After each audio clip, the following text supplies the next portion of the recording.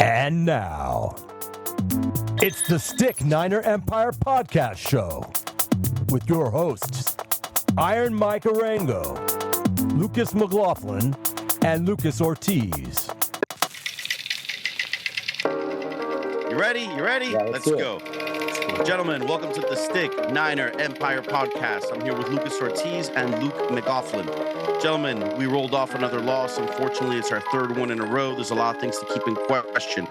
For one, who do we blame for this? If there is someone to blame, you know, we've had three different defensive coordinators over the last 3 years. Luke, I want you to tell me, do we blame it on this person? Do we make him a scapegoat or not? I don't personally think it's fair, but I do see the inside track on why people would be upset with him. What do you think, Luke? I don't think the problem with the defense is the coordinator. I don't even think, you know what? I would like to point out something that I haven't heard anybody point out, and that is that we got rid of Hyder. He was helping us stop the run. And if you notice, ever since he's been gone, we haven't been stopping the run, and these guys are not quite as good. So hopefully Chase will help that situation. But it just, something bothers me that he's gone, because he was good at knowing when to make his moves and stop the run. And then you've got Oliver. Oliver is not a slot corner. You know, that's not his natural position, and it's really obvious. And they need to find someone else to play the slot, even though at this point they must think that he's the best. There's so many slots who won't know where to begin. I guess a lot of these guys are getting burned. But mainly, we need to be able to get to the quarterback or stop the run, and that hasn't happened. And I think that's two of the biggest the problems with the defense, not the coordinator.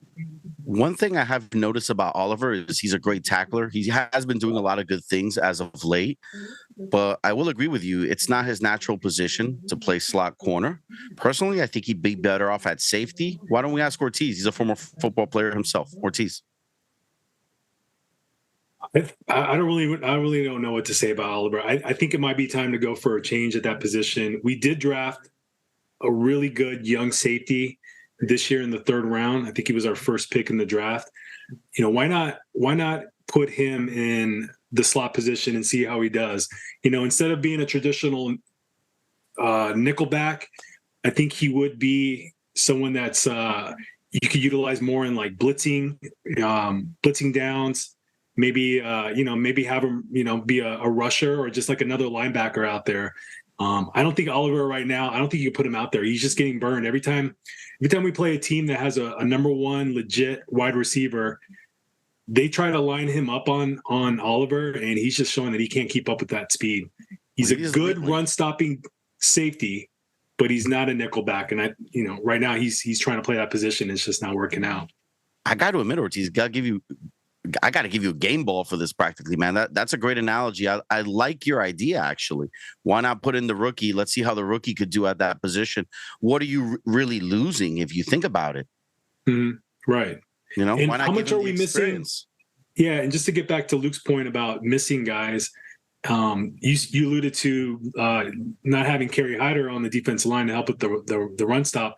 What about Azeez Al-Shaair? I think having him as the third linebacker was making our team we had a much better defense last year so far up to this point. You know, there's a lot of season left when we had Azeez. I mean, that guy was a tackling machine. He could cover. He was just as fast as Fred Warner and Dre Greenlaw. And at one point in time, I thought he was probably the best linebacker on our team, for like 2 or 3 games in the middle of last year. I think that was a big loss. I think, Definitely. getting that caliber of a player as the third linebacker might have been a way that we could have improved our team before the deadline. We definitely had the shot on the arm, though, with Chase Young. And the fact that he played with Bosa for 4 years is going to help, I think, tremendously. What do you guys think about that move? Pretty awesome, right? I mean, hopefully that. Yeah, for anybody that doesn't know, Chase Young was just traded to the 49ers for a conditional third-round pick or a compensatory third-round pick. So huge news. I'm glad that we're doing this podcast a couple of days after that news broke. So we kind of know, all right, he's past his physical. He's on the team. He's good to go. He's ready to start in Jacksonville, a game in which I'm going to be attending live with some friends. I'm going to be flying down to Jacksonville from New York. Going to get to watch Chase Young's first play time with the 49ers, and hopefully he just brings some energy to the team, like breathes life into the team. That's I don't think we've awesome. had it. I don't think we've had it the last 3 weeks. I don't think we've had a lot of energy the way we did against the Cowboys and against the Giants and some of the other teams that we started with. Definitely, they've been playing flat. I think he's gonna energize the team. Ortiz, you may be down for that game from New York, but I will be up at that game, possibly from Florida. Yeah. So you guys noticed that when they show the Chase Young highlights, they keep showing that touchdown he scored against the Niners? Yeah. That was his rookie year, or was that last season? I think it was last season, actually. It was last season. Yeah, it might have been his first or second game back. Now that he's going to be a Niner, it's pretty awesome knowing that he's got that size that we need. Hopefully it will help, stop the run, because, man, what is going on with that? He's got great physical skills. Great. I mean, incredible physical skills. The problem with the knack on him is he was a Pro Bowler his rookie year. Since then, he's only played, 12 games in the last 2 years. He's consistently hurt. Now, on the upside, gentlemen, he's played every game this year. Not just that, but I think he's either 1 or number 2 in the league in reps right now. So he's been up there. Now, one thing I want to bring up to you guys also is Nick Bosa seems to be getting a lot of heat right now for not getting the sacks. Come on, guys. I mean, we all know, the three of us know, Nick Bosa is leading the league in pressures. So the fact that he's not getting sacks at the moment doesn't mean that he's not doing his due justice. Would you guys agree? Well, yeah, not only do I agree, but so does John Lynch and Kyle Shanahan. Every time they were asked about Nick Bosa and his production, they say, watch the film. He is whooping whoever he's going up against. He's not getting the sack numbers, unfortunately, like he has in the past, but I think that's a team issue. I think when he does get pressure, if there's not another guy to push the quarterback into another player, they can, move up in the pocket. They can get out of the pocket, buy some time, get rid of the ball, or just throw the ball away. That's happened. That's happened plenty this year. And he's not just going up against one guy. Like, a lot of times he's getting chipped, he's getting double teamed.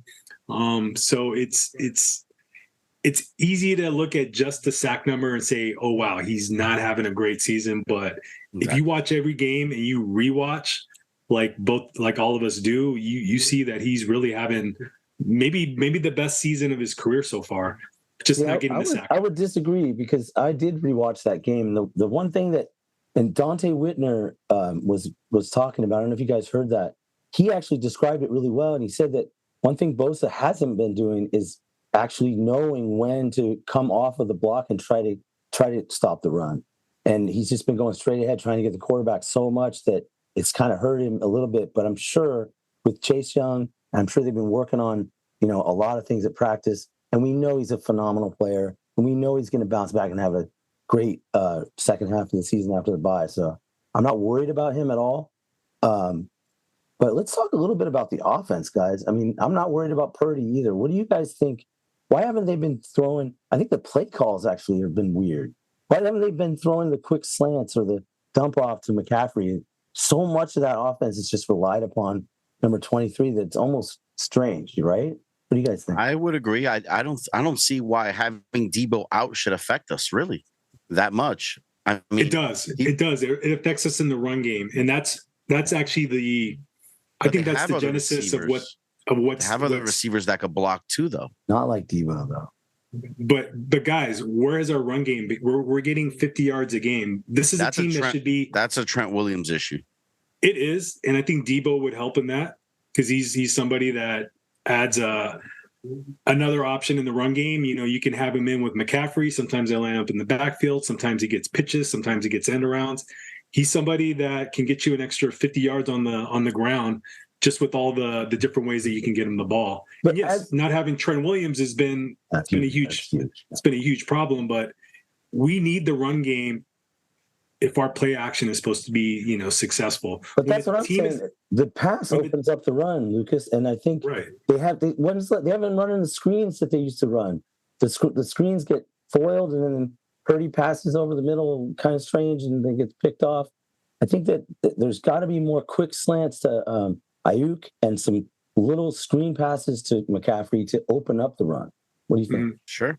Why not? You know what you don't see anymore? You don't see the jet sweeps. And I know Debo isn't there, but don't tell me Brandon Ayuk can't do it either. We ran one with Ray McLeod, and it got us 3 yards. He had a cut back inside, and I think it was the first or second drive. So we did run it once. It was stuffed. Doesn't mean we can't run it again, and it doesn't mean we can't run it with somebody else like Brandon's done good at it since he's been drafted. Some of the play calling. How about Bell? Bell's somebody that looks really good with the ball in his hand. Why not get him involved? Yeah, get him involved. Get him involved. I want to put McLeod on defense as a slot corner. He's so fast. He's got the build for it, I guess. Hey guys, I want to get your take on Brock, because I know he's getting a little heat too now that he's turning the ball over. I don't think he's been the problem either. I think he's had a couple bad mistakes. He had a really bad Jimmy G-like interception in the second half. That was probably the biggest turnover. I think we could have gotten past the one in the first half where he just brain farted, and instead of throwing a shovel pass, he tried to lob a pass over a defender. It got tipped. It got intercepted. It was an amazing play. It was kind of a freakish play. But he shouldn't have thrown that ball anyways, because it would have been a legal man downfield. Yeah. Because the play was designed to be a shovel to Kittle, which means all the offensive linemen are supposed to take off and block somebody. So it doesn't matter what he did with the ball. He couldn't throw it as a forward pass. He had to either just, take the loss and see what he could get on his feet, or and that's a good point. Brock Purdy has had some really nice plays on his feet, getting those first downs, like 17-yard runs sometimes. And I think he's still playing really well. And, he had some issues, but that all goes back to what we were just talking about. We got to have the little screen passes and open up the run. Then Brock Purdy can work his magic. If he's just sitting back there trying to throw corner routes to Ayuk, it's too obvious, right? I mean, I'm gonna ask you guys a quick question. Yeah. What do you think his total QBR ranking as an NFL quarterback is after week 8? Where does he rank? He's still in the top 5, I believe. Still pretty high, yeah. Number 3. What do you think his total rate? So he's behind Tua at number 1, Patrick Mahomes, and then Brock Purdy. So after 3 mediocre games, I mean, he had a lot of passing yards. Yeah. He's still at number 3. And then his total passer rating, what would you say? Still in the top 5. Number 2. Wow. And so I'm surprised. I'm not surprised interceptions. I'm not surprised because not bad. If you look at what he's done in the last 3 games, which were not his best games, he's been very good, sometimes brilliant for 3 quarters for the most part, and minus an interception and maybe a fumble. One of the major issues is we went down 14 points early, and it's early, so you think, we can come back, but that completely changes the game. If Purdy is now they're having to make him drop back to pass more often, and Shanahan starts calling plays because he thinks he's behind, because he is. Going down 14 points is on the defense, and that's actually a huge factor. Is you can't go down early like that. You need to go up early and be up 14 points like we usually do, or like last year. I'm trying to remember. I thought we tied it at 7-7.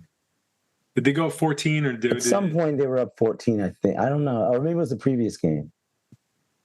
Might have been the previous game. Yeah, when they were up 14. We're getting beat up the last 3 games, regardless, That's gentlemen. True, yeah. It's nice to play with. Especially this last one. I think we're a team that is so much more effective playing from having a lead, especially early. And we've been scoring on our first drives a lot of this season. We just didn't do it this last game. Just gave up some really, or the game before, or really the game we did it for the first 5 games. Really back-breaking third down conversions to the Bengals. You guys remember that one play where it looked like Joe Burrow was sacked by Armstead, and then Bosa got his hands on him, and then he slipped out. How did he slip out? It's crazy. Threw a dime to convert a third down. They went out and scored a touchdown on that drive, and it's just, I actually thought he was sacked, and then all of a sudden he throws the ball. What? He was in the grass. He shook Armstead, and then Bosa grabbed his neck, and he got away from that, and then got out and threw that third down conversion. And then just, penalties like Javon Kinlaw, offsides, and it looked like everybody stopped playing, and then Burrow rolls out to his right and throws a touchdown pass to make it 14. So just little plays like that. I think that's that's a culmination of just being sloppy, not being sharp. I'm sure they're having great practices. I'm sure they're coming out with intensity, but for whatever reason, they haven't been sharp. When it's the bye week came at the right time, didn't it, guys? It did. And we'll see if this trade for Chase Young does what the Christian McCaffrey trade did last season, where we just went on a run and we didn't lose any game that Brock Purdy finished. So I'm hoping that's the case. I'm hoping we get hot again. Jacksonville's the beginning, and we just start correcting those mistakes. There's too many mistakes, too many penalties, too many missed tackles. We didn't even talk about the missed tackles in the game. Even Fred Warner was missing tackles. It's every week now. Yeah. Well, this is good though, guys. It's like a on the team. Venting episode, right? I mean, screw the segment. Nothing wrong with that. Get these guys back on track, and I think nothing wrong with that. I'd like to continue on with Purdy for a second, man. When it comes to Purdy, I got a serious question for you. Are we in the same situation that we were just a few years ago? With Jimmy, you got good Jimmy, bad Jimmy. I'm not going to say Purdy's not better than Jimmy Garoppolo. He is, especially at this point in his career. But is Purdy the type of QB who's going to have a hard time making comebacks? Because Jimmy was. I have an answer to that. Yeah. He's already done it yet. Yeah, he did it. He did against the Browns. Our kicker missed a 40-yard field goal. He didn't play good in that fourth quarter, though. Which is about a 99% chance of making field goal. Yeah, so if you look at that fourth quarter, he did bring us back. They were down. He did face adversity. Yes and no, because he also threw a pick in that fourth quarter, though. But he put him in a position to win the game. Brock Purdy is young, and he's not that experienced. He's a phenomenal quarterback.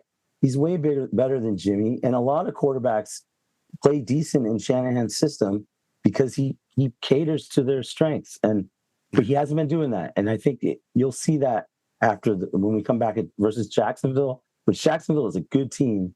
We should talk about that because it's already like 30 minutes almost. They are. But are we stuck with a quarterback? You guys didn't give me an answer. That you're worried if we're down 14 zip. I am. My answer was no. If you're down 14 zip, if you're down by how about if you're down 14 in the fourth quarter? And the play calling, it's not Purdy. How about if you're down 14 in the fourth quarter? So I want to see it with all our weapons. I want to see it with Debo. I want to see it with Trent. I want to see a healthy 49ers. And then shouldn't need all that though. He shouldn't. There's QBs out there that don't need all that. Nobody has what we have. In the rain in Cleveland with no Debo, he put him in position to win the game. And Jake Moody couldn't kick it. Exactly. We said that after that big loss that, it's not Purdy. It comes down to a team effort. Everybody needs to do their job. And we're not as good with Debo out. We're more like a decent team, and we're a great team when all these guys, Trent Williams, when they're healthy, it changes everything. You want to know what I love most about Purdy is he puts it on himself. He doesn't deflect blame. He doesn't say, "Oh, it was a team loss," and typical player speak. I actually heard a cool story this morning. Debo Samuel was on somebody's radio show. I think he does a weekly hit with Kay Adams, and he said right before they broke for the bye week, where they go on do their own thing, go on little mini vacations or whatnot. Yeah. Brock said to everybody in the huddle, he said, "Hey guys, that one was on me. I'm going to be better. That loss was my fault." He told everybody that. Not a lot of quarterbacks do that. Jimmy Garoppolo, guaranteed, never said anything like that. You're right about that. That's what Joe Montana would say, right? And that wasn't and it wasn't something that he said on the podium right after the game to try to make himself look. Jimmy G said it last week with the Raiders before he got benched. LOL. All right. Oh my God. He did though. Hey, I'm not a Jimmy lover. You guys know this. I prefer Purdy much over Jimmy. Trust me. Well, he never did with the 49ers, at least that I heard of. So I kind of like that. I think that earns a lot of trust with the players when they know that he'll take the criticism, he'll put it on him, and he says, I'll be better. That one's on me. But he's got to be better because 4 interceptions in the fourth quarter. And honestly, he should have probably had 6. And then it's like 2 other fumbles. Brock has to be better. The offensive line. Turnovers. We're talking about 8 turnovers, gentlemen. You were letting that go. That's like 8 turnovers. Yeah. that the Christian McCaffrey, yeah.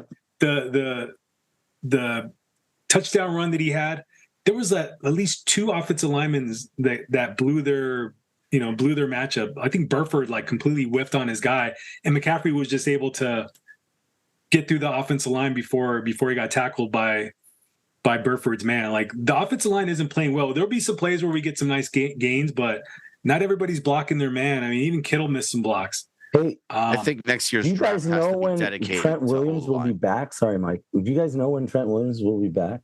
I don't think I've heard anything. I know Debo Samuel for sure is going to be back. He already said he's good to go. I don't know about Trent. It's just a matter of all I know is what his ankle feels like. Doesn't that make you think about that game where he went back in and played with the injured foot? I mean, yeah, we like his toughness, but we really need him right now, and it's not good that he did that because he probably made it worse. Probably did. Well, he didn't want Jalen Moore to have to go against Myles Garrett. Yeah, and that guy can definitely hurt your quarterback real quick. So I'm kind of glad he did. With an ankle injury, I think it's a lot easier to play through the game right after it, and then it swells up as soon as you take off all your tape, you take your shoe off. That's when the ankle expands, and that's when it gets a lot worse. So usually the day after, nothing's torn, right? Is much worse than the day of the sprain. No, I think it's just a low ankle, a really sprain. bad ankle sprain. Yeah, which is usually the quicker one. The high ones are the bad ones. That's the one that Jimmy had. That'll keep you out for like weeks to months. Tough schedule coming up, you guys. Let's get some predictions here and get out of here. Mike, you're up. Sure. Jaguars. You look like you had something to say. Go for it. No. I just wasn't sure if you were going to speak. You're the main cut all that out. Man, as far as prediction goes, this is a tough game because I think Jacksonville's a pretty damn good team. I think that they're up and coming. They have a receiver who shows up every now and then. They have a QB who shows up more often than not. On the road. We are on the road. Exactly. But I mean, I can't. The sky would be falling if we lose this game. Yeah. With the last game, Ortiz was correct. We did lose, but I did kind of feel a little bit on Ortiz's side. Like I could understand how we could lose. With this game, man, this is a backbreaker a little bit if we win this because Seattle's rising. They picked up 2 defensive linemen. They're not scrubs. One of them's very good. The other one's okay. He's at the downside of his career, but nevertheless, they improved their D-line. Philly has improved that safety. We just improved our D-line with a better player than both of those guys from Seattle, to tell you the truth. I think Chase Young's gonna make this team a lot more explosive on the D-line. I think that's gonna help the secondary. I think everyone's gonna play better. I think Bosa in the next 2 weeks is going to blow up. And I think I'm going to give you a little quick prediction. I think Nick Bosa for the rest of the year gets at least 8 sacks. I think he's going to go nuts because it's going to help him a lot, even though Chase Young is on the other side of town. And don't forget Gregory's there too now. Yeah, and I like him. He's been playing good. Really good. I want to see him get a little bit more reps, actually, to tell you the truth. I'm going to say Niners. This is going to be a tight one. I don't know. You never know in the NFL, but I'm going to say Niners by 3. I don't think it's going to be by much. I think after this week, we start to rock and roll and we get rolling. Yeah, is it going to be in the 20s or the 30s or less? 3-0? 17 to 20? 2017. 2017. Okay. 2017. I got him by 3. I don't want to guess the score because the NFL's so weird sometimes. Philly almost lost the other day to the Redskins. Mm-hmm. Or did they lose to the Redskins? Who's that? They didn't, but they gave them a run for their money. I guess I'll go next. All right, Mike, I see you. Yeah, I think Chase Young is going to be the catalyst that turns the season around. A lot of football to play. We're not quite yet to the midway point of the season. And I really do think Chase Young is going to allow Nick Bosa to kind of empty out the pass rush moves and really just try to get to the quarterback more. I think he's been a little bit more. I think he's been hesitant to pass rush as much as he used to because of the success the other team has had running the ball. So he's kind of staying in front of his opponent, bull rushing, and making sure that they don't run draws or set the edge and try to get outside of the tackle box with the run game. I think now it's just get to the quarterback, and if they try to run the ball, like just deal with that then. I think Chase Young is going to unlock this defense. I think the cornerbacks on the outside are going to have to play a lot tighter. Make the quarterback hold the ball just a split second longer so that rush can get there. And don't let those little quick hitches and slants and screens.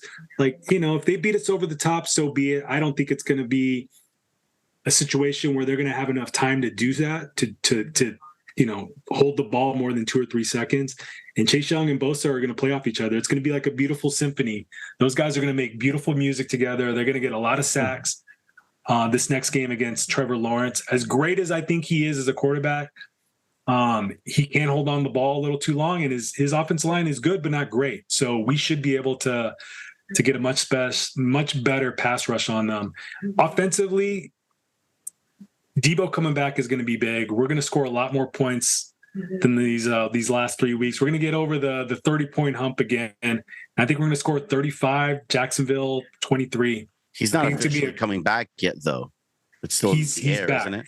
Debo is. Awesome. Debo is. He said he's good to go. Like I said, he's fully healed. He's been doing work on the side. Yeah, he's gonna come back after the bye for sure. And then we'll see about Trell Williams. He's more of a question mark. We don't know if he's gonna get his back. I know Drake Greenlaw had a little bit of a shoulder and hamstring thing, so he looked slow last game. I don't think he was quite right. Yeah, I don't think he is either. Hamstring is bad. Can I tell you why Chase Young really helps this team? Why? I think it was a strategic plan to get a guy like him, because in the NFL now it's all about the short passes anyway. You got to put pressure to stop the short. We're going to force everyone to throw short. No one's going to have time to go deep. If the pass rush is what we want it to be, bringing in these two players as of recent, have everyone throw short with our linebackers. Come on. And I think we can go back.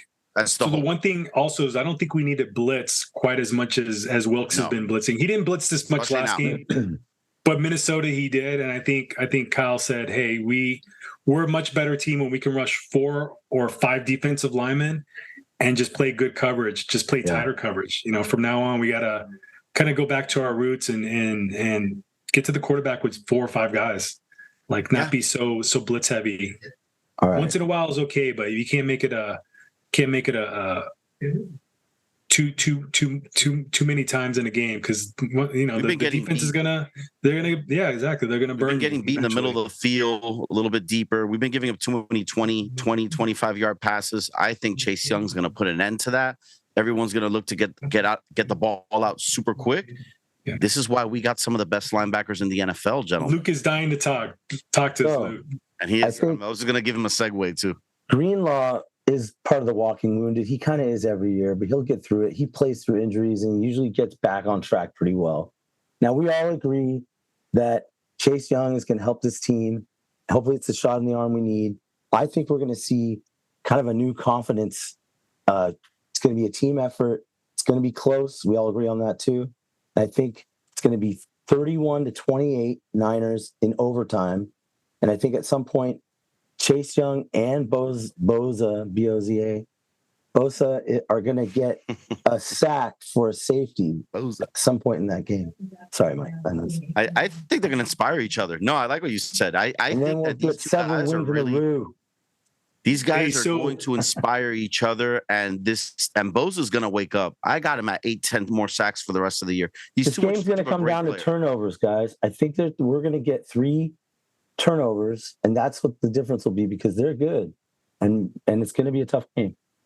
Hey guys, you didn't give me any shit for my prediction last week. I thought you guys would have said something by now. I forgot. So I picked us to lose. And I think I said, that's right. I picked on you.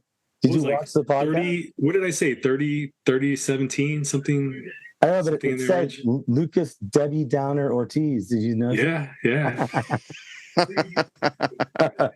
Nostradamus Debbie Downer. I like it.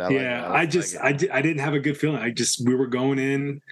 I wasn't feeling the vibes, guys. I feel the vibes now. I think this Chase Young thing has got us back on track. Will get us back on track. Gentlemen, to wrap up the show, can we win 6 about 6 of the last 8 games. What do you think? Where do we go Yes. from here?